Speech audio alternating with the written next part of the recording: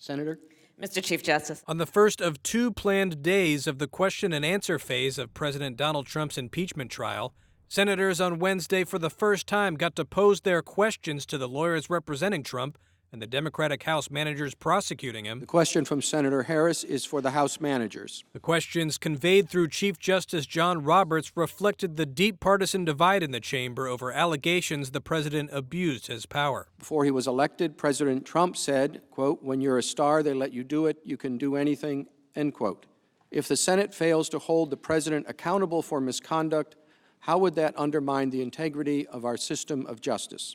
But it was a question from Senator Ted Cruz directed at Trump's legal team. I send a question to the desk. That got the most talked about answer. Does it matter if there was a quid pro quo? When high-profile defense attorney Alan Dershowitz argued that any action or quid pro quo by a politician to help their re-election cannot be impeachable. Every public official that I know believes that his election is in the public interest.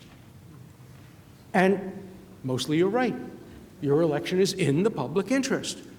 And if a president does something which he believes will help him get elected in the public interest, that cannot be the kind of quid pro quo that results in impeachment. The lead House manager, Adam Schiff, gladly responded, prompted by a question from Senate Minority Leader Chuck Schumer. I would be delighted. Calling the argument from Dershowitz, quote, very odd. All quid pro quos are fine. It's carte blanche. Is that really what we're prepared to say with respect to this president's conduct or the next? Because if we are, then the next president of the United States can ask for an investigation of you. They can ask for help in their next election from any foreign power. And the argument will be made, nope, Donald Trump was acquitted for doing exactly the same thing. Therefore, it must not be impeachable. All quid pros are not the same. Some are legitimate and some are corrupt, and you don't need to be a mind reader to figure out which is which. For one thing, you can ask John Bolton. Democrats want to hear testimony from Bolton, Trump's former national security advisor, as well as other White House officials, but so far Trump's fellow Republicans in the Senate have resisted the idea of having any witnesses. The New York Times reported this week that Bolton wrote in a yet-to-be-published book that the president told him he wanted to halt security aid to Ukraine until it pursued investigations into political rival Joe Biden and the former vice president's son, Hunter, an allegation that strikes at the heart of the abuse of power charge against Trump. The president on Wednesday blasted Bolton on Twitter, calling his book, quote, nasty and untrue, and later tweeted a clip from Fox News of Bolton discussing in August of last year Trump's, quote, warm and cordial calls with Ukraine's president, an apparent attempt to counter Bolton's recent claims.